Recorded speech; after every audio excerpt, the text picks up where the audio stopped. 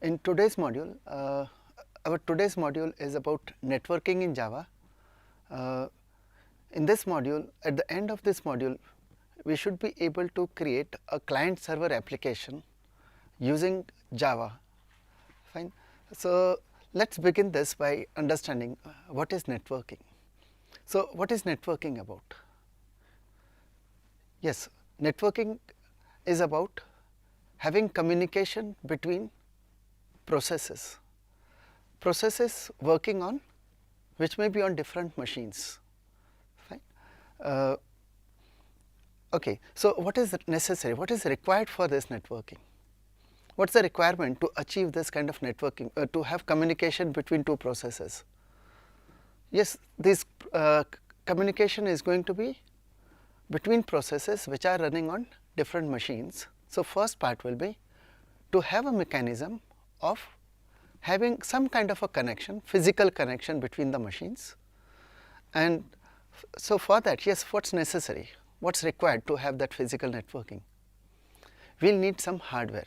So, the first layer which is to be achieved for networking would be a physical layer, which mainly consists of the hardware. One of the important part of the hardware would be is a network interface card. What is the role of a network interface card? The role of network interface card is to have yes, what is the role of a network interface card? The network interface card, the role of network interface card is to convert the data into signals which can be conveyed on some media, and whatever signals are coming from media has to be converted back to the data. So, fine, this is about conversion from data to signals and signals to data according to the media for which the network interface card is designed. You may have a wireless interface connectivity, you may have a UTP connectivity. So, whatever the media may be, but we need an appropriate network interface card, and the role of the network interface card is to convert from signals coming from the media into from media to the data and data back to signals. Fine. Okay. So, yes, this is what the network interface card does. Now, this role of network interface card, yes, where is this code which can do the conversion of signals to data and data to signals? All this is going to be within the ROM of the network interface card. Okay. The ROM, so this part, this program which is in the ROM of the network interface card, or rather which is in the firmware here, is what we call as the data link layer. Again, another important thing for networking would be, in any communication rather, is we always need the communicating the entities involved in communication. Here, the entities at this layer, data link layer, are the network interface cards. So, they need, each such entity needs a unique identification. For the purpose of identification, each of the network interface cards has a MAC address. Yes, what is a MAC address? It is a unique identity available for all the network interface cards. A MAC address is made up of 48 bit. We have 48 bits for the MAC address, but how do we manage uniqueness? Fine, these the network interface cards would be manufactured by so many different manufacturers. So, what has been done for this is, the 48 bits of the MAC address had been divided into two parts. First part is the 24 bits which is used for identifying the manufacturer. So, each manufacturer is allocated a 24 bit within which he needs to ensure that all the equipments which he any networking equipment or any network interface card which he manufactures, he uses the next 24 bits to make it unique. So, that way we achieve uniqueness across all network MAC addresses across all network interface cards. Fine. So, we have data link, we have the data link layer, the network interface card working for us. But yes, what is the purpose of networking? It is about communication between processes. It is not communication between network interface cards. It is just a media which will help us. But yes, we need communication between networking. From the user's perspective, a user does not identify network interface card, it is just another piece of hardware for him. What is more useful, what is identifiable by a user here would be the host. Fine, your machine may go wrong, something goes wrong with the network interface card, you will change it, you will have a different MAC address. No. So, our identification from the point of view of communication between processes, we do not need identification of the network interface card, the MAC identification. Rather, we would work using the identification which is from the host, something which identifies the host machine. Okay? And therefore, we have the next layer, which is the networking layer. In the networking layer, we have a mechanism of identifying hosts which will participate in a network. Now, here comes a software. This role is to be there, this role of having some identification available for the machines in a network would be done by operating system. Fine. So, this is part of the software. Another thing, for the network layer, it is not on, we have since it is a software, there are various schemes which can be there for making identification related to hosts. Fine. So, one such protocol which is most commonly being used for identification of hosts in networking layer is the IP protocol. This is most commonly used, and so again here for IP protocol, yes, our operating system or each host is identified using a unique IP address which has to be unique within its network. Okay. So, here again we have various versions of IP protocol. IP address is going to be a numeric value which is used for identification. We got various versions of the IP protocol. Fine. So, most commonly used IP protocol is IP version 4. We do have another one which is IP version 6. We do not have IP version 5. Okay. In case of IP version 4, or shortly we call it as IPv4, we use 32 bits for IP address, whereas in case of IP version 6 there are 128 bits, but whatever it may be. Fine. How IP is used again. Now, in case of MAC, we had division of MAC into two parts, identify manufacturer, and then we have a serial number assigned by the manufacturer. Similarly, here in case of IP address also, our IP address is also divided into two parts.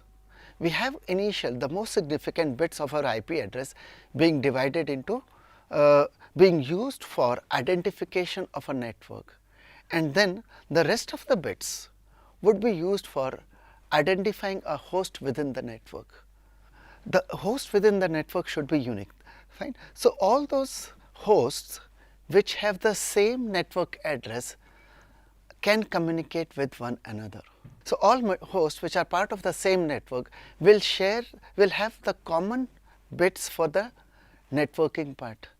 Again, how many bits are used for networking and how many bits for host within a network is something which can be decided by a network administrator.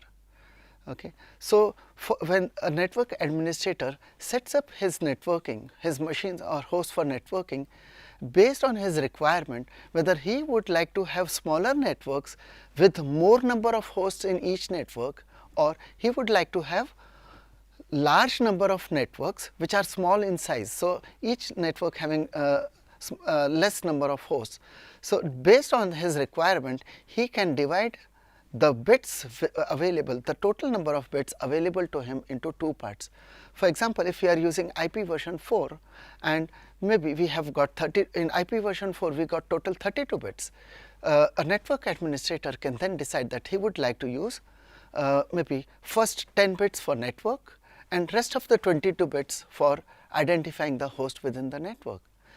Fine. It is not necessary he has to be using some multiple of 8 bits, though there are certain standards which are used, but they are not necessary. It's yes, if you are following on the internet, if you are following the internet, we do have classes of IP addresses. So in those cases, yes, we have multiples of 8 bits only. So like 8 we have class A IP addresses where we use only initial 8 bits for the network and 24 bits for the host part, or we have class B where we may be using 16 bits equal, that is 16 bits for network part and 16 bit for host within the network, or it could be the class C where we are using 24 bits for network and 8 bits for host within the network. Now, whatever is the the network administrator, he can decide whatever number of bits he wants. So now, how do you set up your host for networking initially? So if a network administrator has to set up a host for networking, one of the things he will be doing is definitely he has to be assigning an IP address to it, fine, which is nothing but a 32-bit value. If we are following IPv4, I will be assuming IP version 4 here, okay, in our discussion here. So if he is following IP version 4 and if he can decide. So now for one part is, yes, he is specifying an 32-bit IP address, but within this IP address he again needs to indicate how many bits in this IP address, 32 bits here in our case here, how many bits he is using for networking. Now how does he indicate this? He can indicate the number of bits used for networking by also specifying a subnet mask. A subnet mask is again for IP version 4 would again be a 32-bit value. A subnet mask is specified is nothing but a 32-bit where we have initial most significant bits as ones followed by all zeros. The initial ones, the number of initial 1 bits indicate the number of bits which would be used from the IP address as the network address, and rest of the bits are used for host within the network. Again, in any network, the host part, the host bits, we have two values in the host part where we sort all bits of host as zeros and all bits of host as ones to have been reserved. All bits zeros here is reserved to indicate the network address, and all bits 1 for the host part indicate a broadcast address. Fine. So this is like this is about IP address and how to set up a machine for networking. The minimum requirement would be to set up some IP address, indicate 32 bits, and another subnet mask to indicate how many bits identify the network. Once this has been done, another point here, when we mention about IP addresses, talking about 32 bits, that may be tedious, someone remembering a whole 32-bit value. So yes, what we commonly follow for specifying an IP address, it's a notation. We use a decimal dotted notation. In the decimal dotted notation for IP addresses, we divide our 32 bits into 4 bytes, and we write the decimal value of each byte separated by a dot. Fine. For example, you might think of some IP address which is made up of 4 bytes. Now each byte, the range would be between 0 and 255. Okay. A common IP address which we may find and which is used mainly for intranet address would be something like this. We have 192.168.1.75 or something. Yes. So here when we are saying 192.168.1.75, yes, the 192 is the first byte of my 4-byte IP address, 168 second byte, third byte is 1 and fourth byte is 75. So that way we get full 32-bit IP address. And here suppose if we are interested in specifying that yes, we would like to use only 24 bits for the network, fine. For the network you will specify a subnet mask. Again in subnet mask also we use a decimal dotted notation. So there again we can indicate 24 bits for networking by specifying 255.255.255 for the first 3 bytes indicating all ones. So 24 ones, then dot 0. So 255, 255, 255, 0, that would be the subnet mask in this case. So that way we can set up a machine. The minimum requirement for any machine to be set up for networking using the IP protocol would be to specify an IP address and a subnet mask, fine. So that is a minimum requirement we will have, fine. So this is part of the network layer, but anyway we are talking about our requirement about how do we have communication between processes. So moving further, fine, okay, what have we achieved with network layer?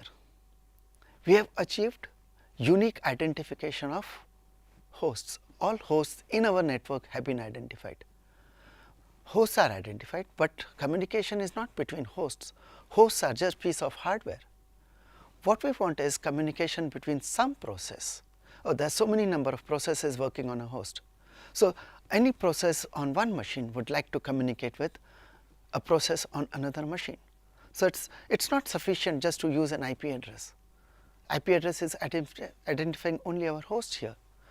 In order to have communication between two processes, okay, let's see, let's take an analogy from a real world, fine. As an analogy, let's see, like let's consider a process. Process is something which is working. So let's consider a process from the real world. Let's consider a town as being a host machine. The persons in the town are like the processes who are working on the machine.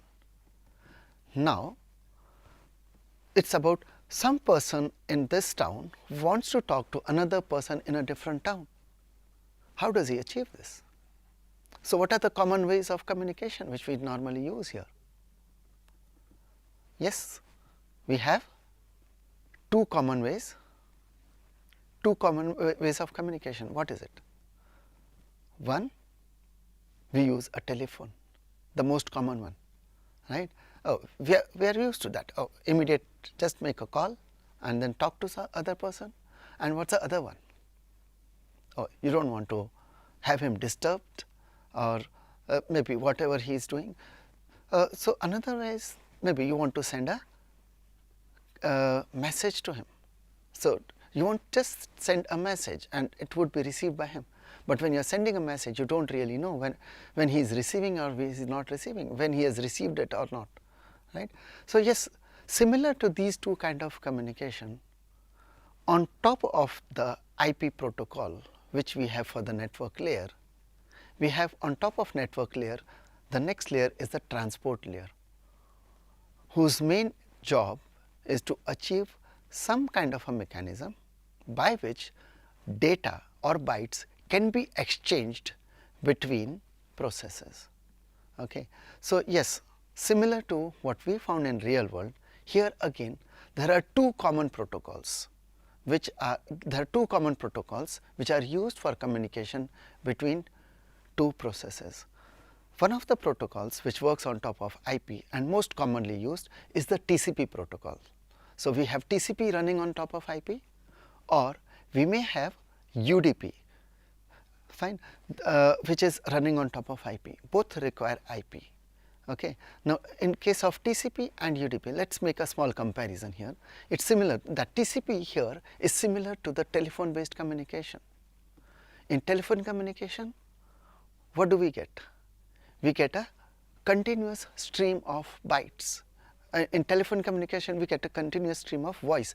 Instead of voice, here it is going to be bytes. We have a stream based communication. TCP is a stream based communication, whereas UDP is a packet based communication. In UDP, you prepare a packet and send it and forget it. you would not know when it has reached, when it has not reached. Only when he replies back, then you will know, oh, he had probably got it. Fine. So, that way we have got TCP and UDP, two different protocols working for us. Okay. So, which are common choices here.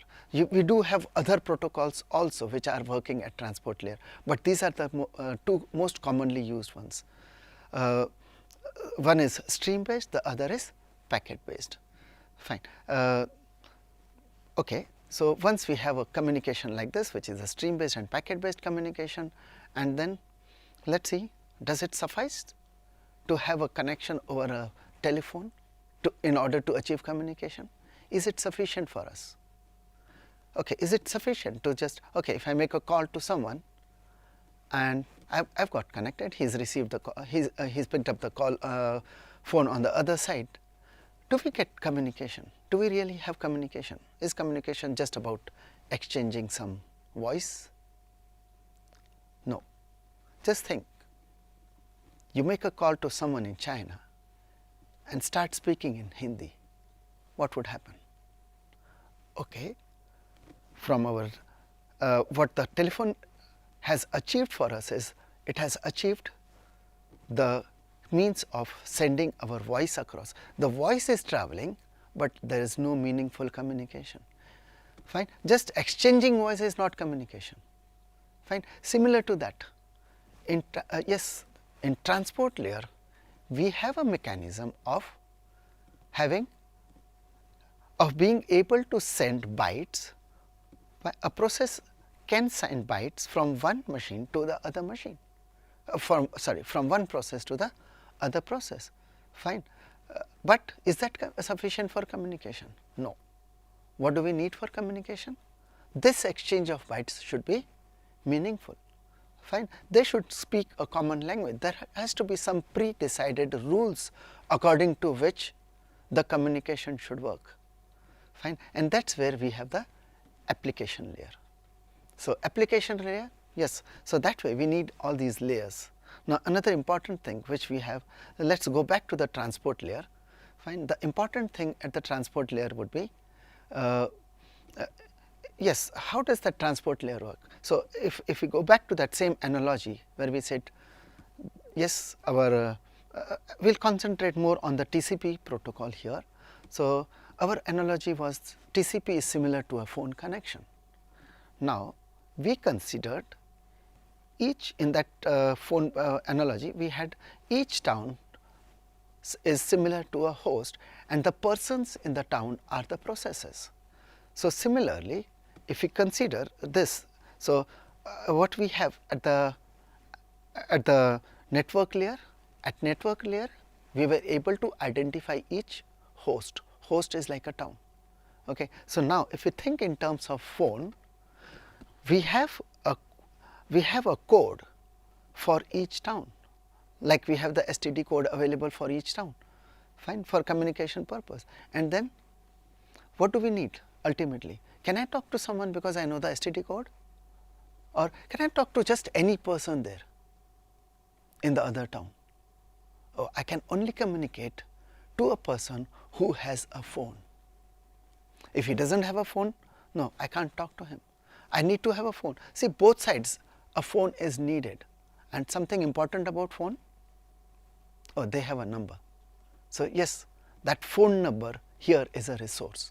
So, similar to the phone number which we use in our real life communication, in the TCPIP communication, the TCP layer requires a port number, that is like a phone number. So, you can think of the STD code is something similar to a IP address, and then IP address, okay, and then we have the phone number similar to that. What we have here is a port number. So, in order to have communication, what will be needed? A person needs to have a phone. Another important thing, let us also look at another aspect in the communication which we have. We would always have a communication which is between a client and a server. We think about a client and server communication. So, if you think of a client server communication, again going back to the real world, how do we have this client server communication? A client server communication will be when we have, okay, what is a server? So, if you want to think of a server, just think, if you have some emergency, what do? Oh, you dial 108. What is that 108? It is a service, fine. And then who initiates the communication here? The one who needs the service.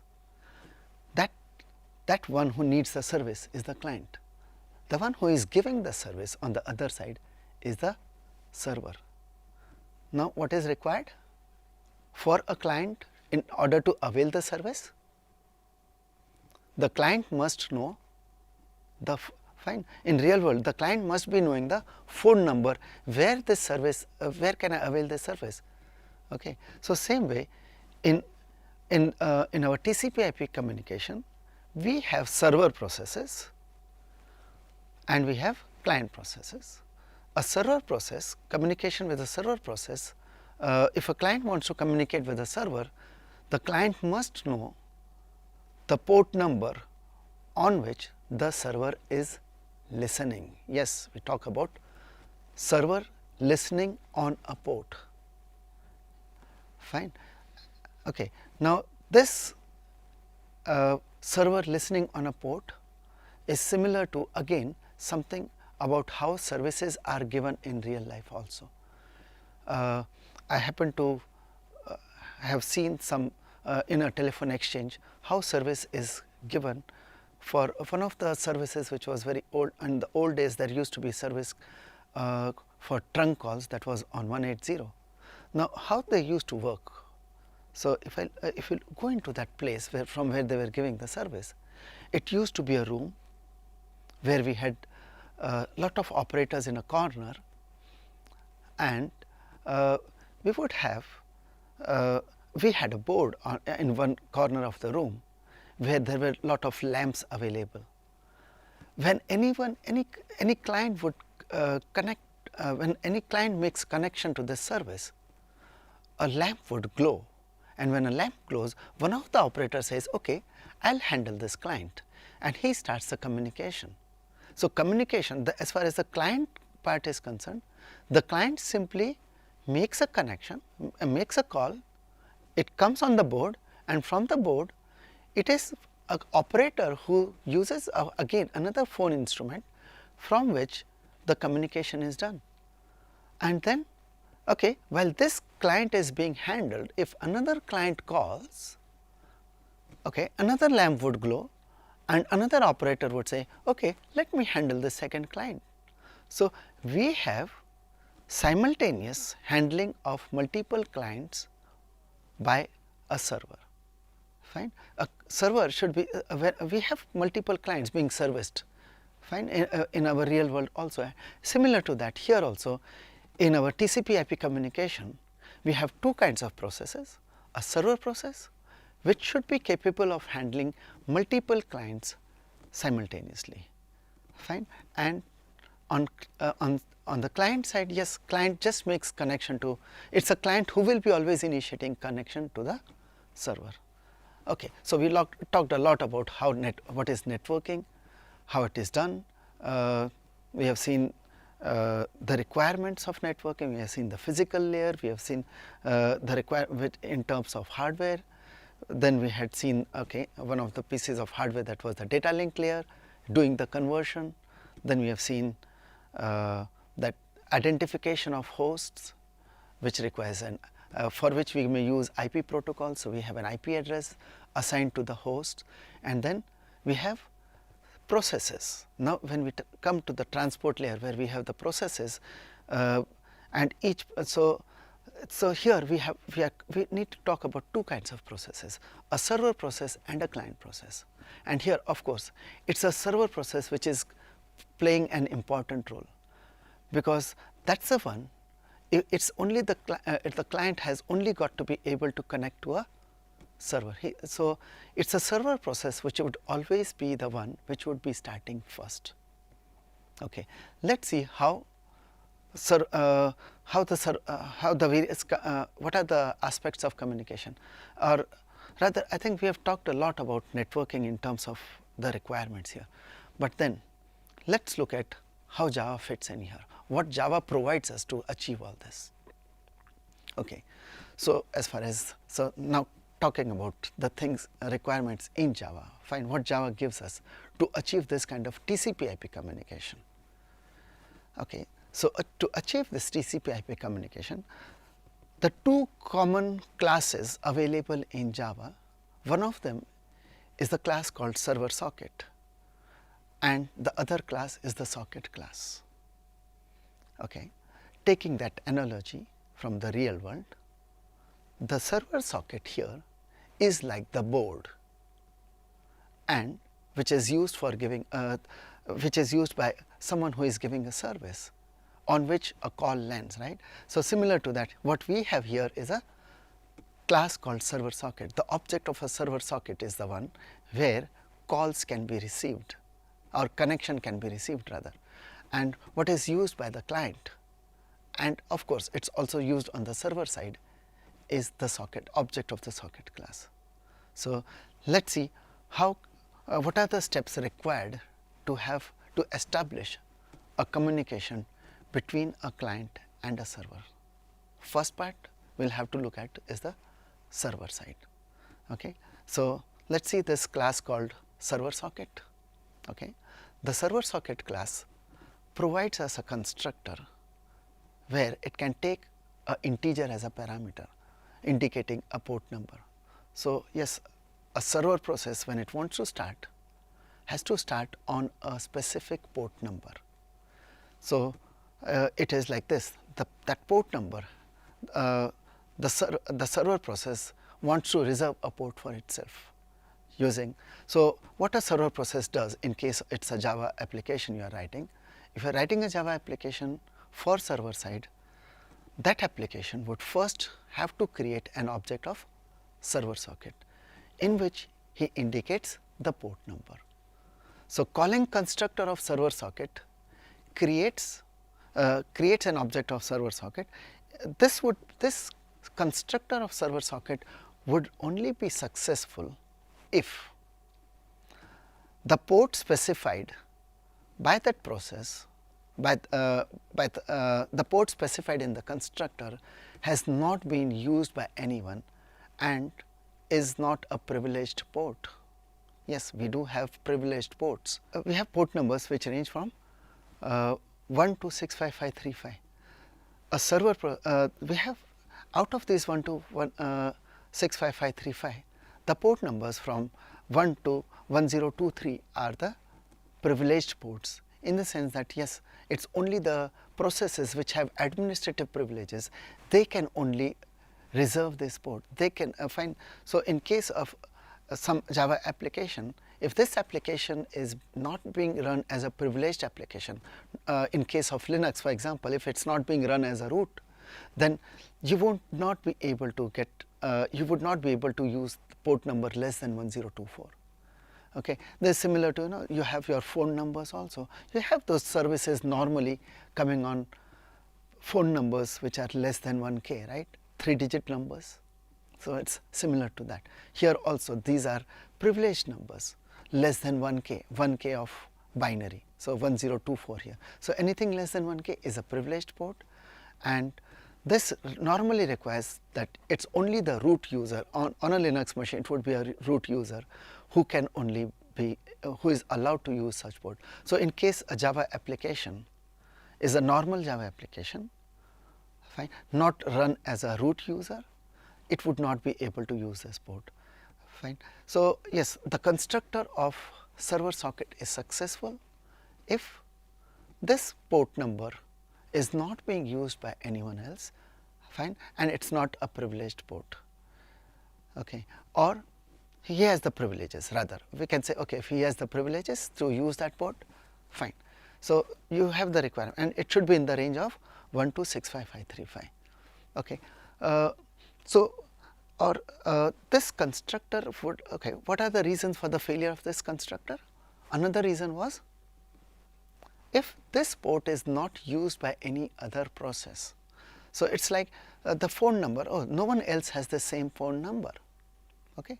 So, it is like we can't have two persons with the same port number, each person is like a process here. So, we have a Java process, the Java process takes up a port, and so using the construct of server socket, the application, the Java application is doing, server side Java application is able to reserve a port for itself, on which it then starts listening for client connections. Yes, it is now capable of listening for client connections. Fine. It is like, so creating, if you are successfully able to create an object of server socket, it is just like as if you have set up a board for yourself with that which can listen on a particular number.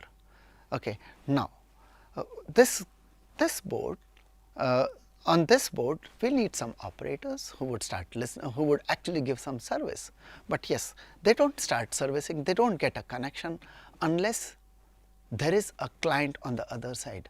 So, initiation of the connection would be done by a client. There is no connection here. Only thing, yes, he is ready for giving a service. That is what the construct of server socket does. But another thing which the servers on the server side, what needs to be done after creating a server socket, after reserving a port for itself, is it should be able to it should be ready if someone gives, if some client is making a connection, I should be ready to handle that connection. Fine. I should be able to have someone to start giving service to him. So, for that, yes, what we have is we have a method in the server socket class. So, on the object of server socket created in our step 1, okay, which is calling, step 1 is about calling the constructor. In the step 2, on the server side, the server process just calls a method called accept on the server socket. When the accept method is called, accept method is a blocking method.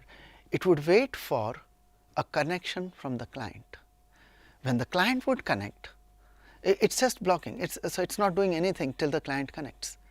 Okay. And once the client connects, it returns an object of socket class. Yes, we will look at it later. Let us see, because here what is important, the second step is blocked.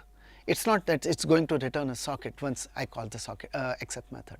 It is still waiting and not returning a socket unless a client connects, right. So, at this point on step 2 it is blocked on waiting for a client to connect. So, yes, let us look at the other side now.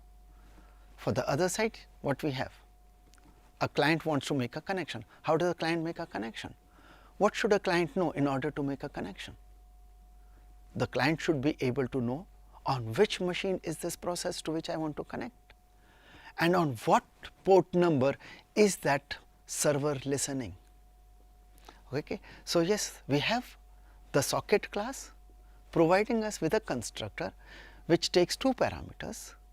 We have in the constructor the first parameter where we can specify the host, and second parameter is an integer value where we can specify a port number. The host is used for identifying the machine and port number to identify the server process to which you would like to make a connection. So, on the client side, we have the first step here is to just call the constructor of socket. So, what happens when a constructor of socket is called on the client side? Yes, at this moment, this constructor of client, this constructor of socket on the client machine is only going to be successful if we have, if we have a connection from the client machine to the server machine available to us. Fine, it should be able to connect. Yes, there it should be able to also on the server machine. There has to be someone, there has to be a server process who has been listening on the specified port number. So, if this is already done because of the first 2 steps on the server side, this constructor of socket should normally be successful. Okay. So, what is happening at this time? What is happening here? Yes, on the client machine we have a socket getting created because of the constructor, but look at the other side also. At this moment on the server side, what is happening? We had the second step on the server, which was a blocking method, it was blocked waiting for a connection from the client, and here is a connection from the client. So, what is happening? What does that accept method do? It is blocking for client, but when a client connects, what does it do? It returns a socket object. So, we got two sockets getting created simultaneously, one for the client machine, which is because of the constructor, he is called the constructor to make a connection, and other one is the accept method on the server side. These two sockets are connected to each other. How are they connected? Oh, these are, what kind of connection is it? It is a TCPIP connection, which is a stream based connection. So, what do we have? We have the two sockets connected on a stream based connection, and what does a socket contain for providing us a stream based connection? Each socket has two important components. A socket, any connected socket has a input stream and output stream. So, we have our socket on the server side, on a client side having an input stream, output stream. We have our socket on the server side also having its own input stream and output stream. And how do we say they are connected? There is an important thing here. The two streams which we have a stream, we have an input stream on the server, we have an input stream on the client, and here we have an input stream on the server, we have an output stream on the server. This is what is connected to each other. We have the input stream of each socket, the two connected socket, the input stream of one is always connected to the output stream on the other side. Okay.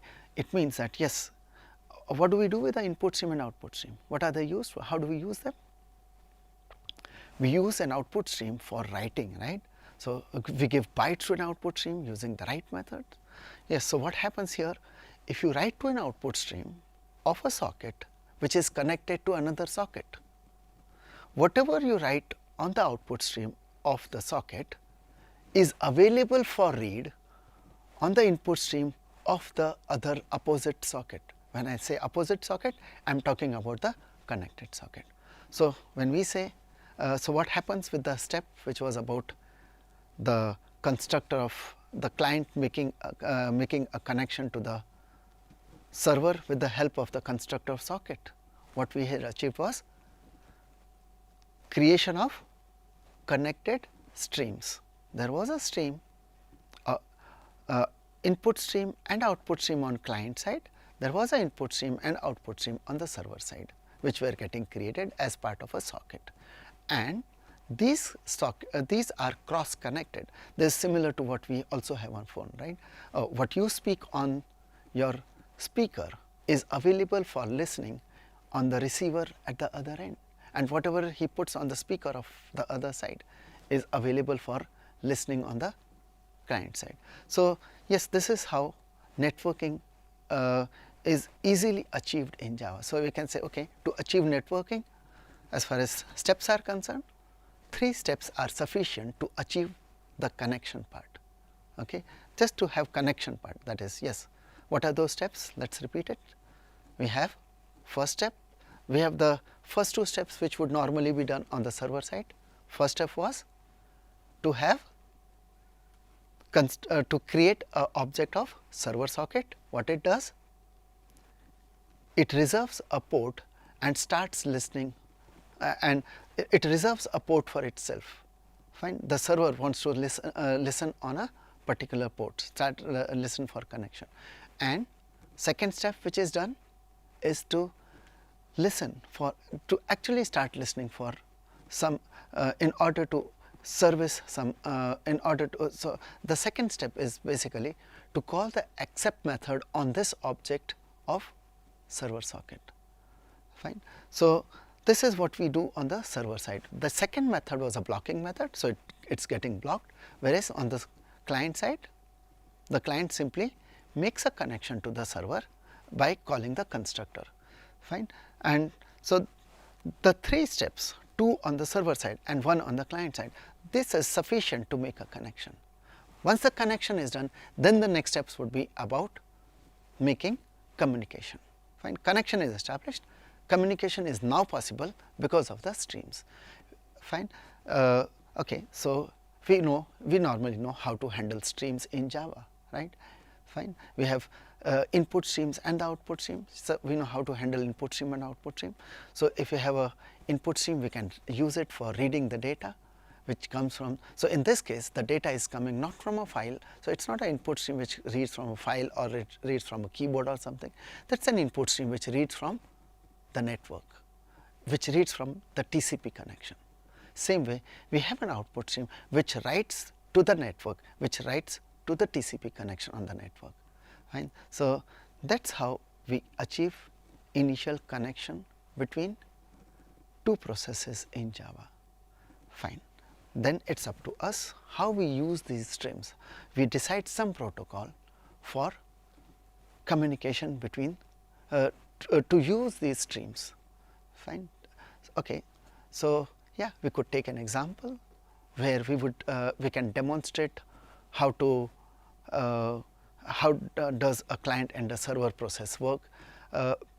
Okay, normally what will be needed here is on the server side what will be needed. It's not sufficient just to be able to accept one connection and then start servicing the connection. What is needed on the server side will be more than just handling the connection here. Because yes, we'll be having, it's not about server being able to handle just one connection. It also needs to be handling multiple connections. That will require multi-threading. At this moment, we are not going to talk on the multi-threaded aspect. Okay, fine. We'll not use multi-threading, but just a very simple server and to give some kind of a service to any client who makes a connection. So in Java, let's try to write a small application. Let's look at demonstration of a small application which would first start listening on a port, which we can decide. We can have it parameterized on which port it should start listening. Okay. Then once it starts listening, whenever a client connects, what the server side should do? It should wait for a client. Whenever a client connects, what the server should do? So let's have some task for the server side. So let's do a small service which is nothing but a very simple thing. We don't want to do some kind of rules like HTTP or some other thing. We don't want to go into a complex application layer. So as a demo, we can have something like, okay, the server can simply wait for anything to come from the client, and whatever comes from the client, let the server send the same thing back to him. So let's call this class as a echo server. So let's see how we can create an echo server. So what do we need to create an echo server? Okay, so yeah, we'll have a class. Okay, and so let's write a small class here. Okay, so how do we go about writing this class? Yeah. Okay, so for this, yes, we have a class here. This class, let's put some instance variables. What will it require? What will the server require? The server will need, in order to reserve a port for itself, what does it need? It needs a server socket object. So we keep an instance variable for the server socket here. Okay. Next, it will be accepting on this server socket, it will be accepting a connection, and therefore what do we have? Once a connection is accepted, once a accept connection method is successful, what do we get? We get an object of socket. Fine. So we keep another instance variable where we can keep the socket, which we get with the help of accept method. And then what is the important part in the socket object which will be useful for us for the communication purpose? We'll have the input stream and the output stream. So let's have our class called echo server having these 4 instance variables. We have our server socket object, we have our socket object, we have the input stream, and we have the output stream. Fine. Now let's develop further. We have so let's write our constructor for the server socket. Okay. So yeah, since here we would like to parameterize about how on which port the client would make a connection, on what port the server would start listening. Okay. So we have our constructor for echo server taking one parameter here, which is for the port number on which it should listen. Now another important thing which is related to the API for networking. Okay. One thing I had forgotten earlier was all this is part of the java.net package, and therefore we also have this import for java.net.star here. Okay. So fine. Okay, so that's one thing. We have another important thing, the constructors of socket, the server socket, the accept method. Okay, most of the methods here, okay, in the socket class, server socket class, okay, whenever they fail, they throw some subclass of IO exception. So all these methods have a throws for IO exception. Fine. So fine. So as we proceed with our constructor here, in the constructor of servers, in the constructor of echo server, fine, we are taking parameter as port number, and we have a throws here. Fine. So if he is given a port number which can't be reserved for any reason, if it fails, yes, we would like to throw the we don't want to create a echo server in that case, right? So we have our throws IO exception here, and then yes, what do we do here when someone says, okay, I want to create a echo server?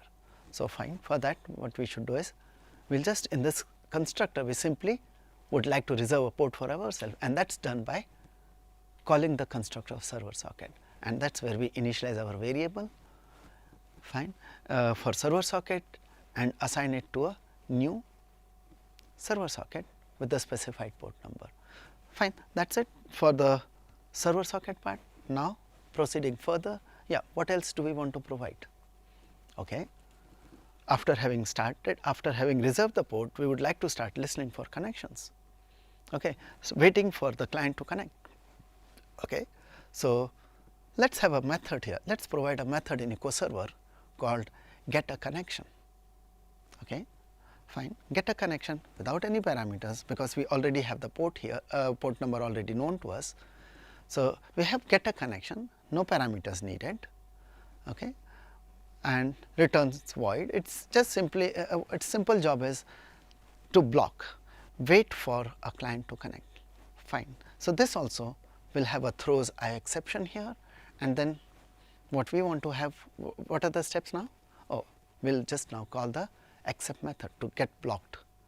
Fine. So blocking for some client to connect.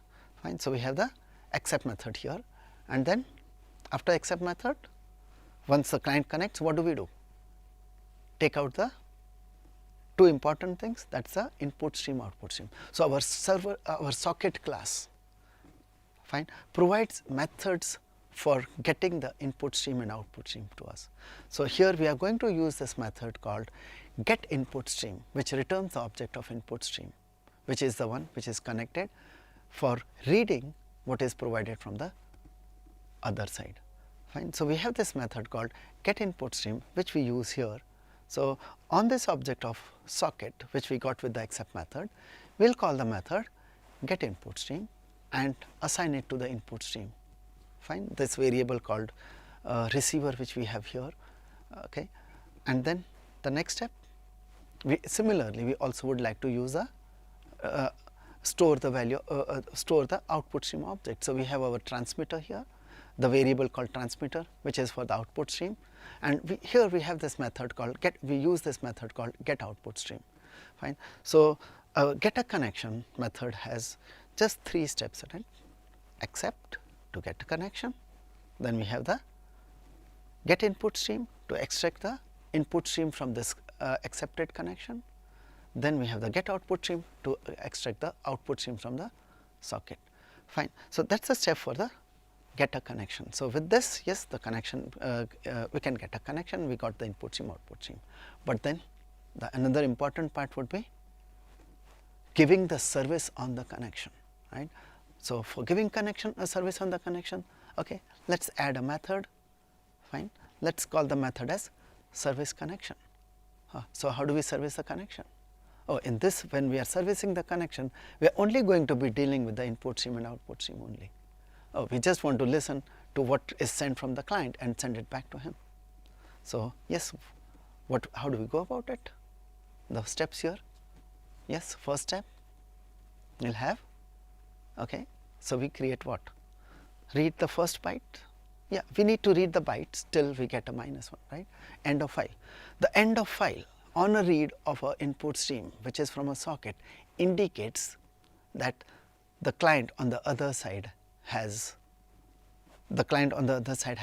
closed the connection, fine. So whenever the other side closes connection, you will get a -1 on the read method. So here's first step. Yes, we'll first say, okay, let's just read 1 byte from it, fine. Assign it to some variable, let's call it a, fine. And then what do? We'll have a while loop waiting till, so we keep on reading and sending it back to the client till we get a close connection. So we'll have a while, fine, a, which we have read here, is not equal to -1. While a not equal to -1, yes, what do? We got a byte from the client. So what do we do with this byte? Okay, we would like to send it back to him. Okay, but before that, let's introduce one more thing. Let's see what is coming from the client for our purpose, right? So we can see on the server side what the client is doing. Simply silently sending it back? No, instead of silently sending it back, let's put one statement, fine. So we'll have the system.out.println. We'll need to cast it into character and print the value of a, the variable with where we are receiving the value, fine. Okay, so that's so in the while loop, yes, we are first showing it locally on the server side what we have received from the client. Next step, yes, what's the next step? We'll have a send it back. How do we send it back? For this, yes, we'll use the transmitter, the output stream which we have from the socket, fine. On this transmitter, we use the write method, write it back, and then again read the next byte, fine. Write it back and read the next byte, and again go back into the while loop, checking till we get the -1, fine. So that completes our loop for the while loop for giving transmitting back everything which comes to us, fine. And it's a client who will then close. So whenever till the client has closed connection, we just keep on doing this. Once the client has closed the connection, what we need to do here? Oh, we need to be, oh, here also we need to close our connection, fine. We can also indicate close of connection. So for closing our connection, yes, one simple thing would be, we always have those input stream and output stream which are from the socket. You can close them, but we also have a close method available on the socket class. Calling close on the socket would also close the input stream and output stream available on the socket. So we can simply call close on the socket object, fine. And once this is done, yes, so that finishes our service method, okay. Once we have these 3 methods ready for us, now we can easily write a main method where we can use these things. So yes, what goes in the main method? Okay, so we can go for public static void main. We can take as command line argument the parameter for the port number on which the user here intends to start the echo server service, right. So he can start echo server and specify the command line argument. So for that, yes, we have a variable to take the command line argument here, fine. Convert it into an int. Port number is going to be an int. So we have the parseInt method, and then next, oh, we would like to service multiple connections. Of course, not simultaneously, one by one, but we can have a while true loop. So I'll service one client. Once I have serviced the first client, I can keep on servicing the second and the third and fourth, so on. So our step was, we got the port number. Now we convert to int using the parseInt method, and now we create the object of echo server using this port number, fine. That's our step 1, and then have a while true loop. In this while true loop, we'll have on this server, on this echo server object, we'll be calling the get a connection. It has to first wait for a connection, and once the connection is got, we'll service the connection, and that's it. That's a while loop.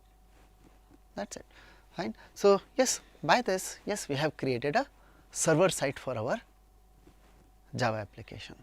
At this moment, we'll not write a client side of the application, fine. as a client, we have lot of general purpose TCP client which are available.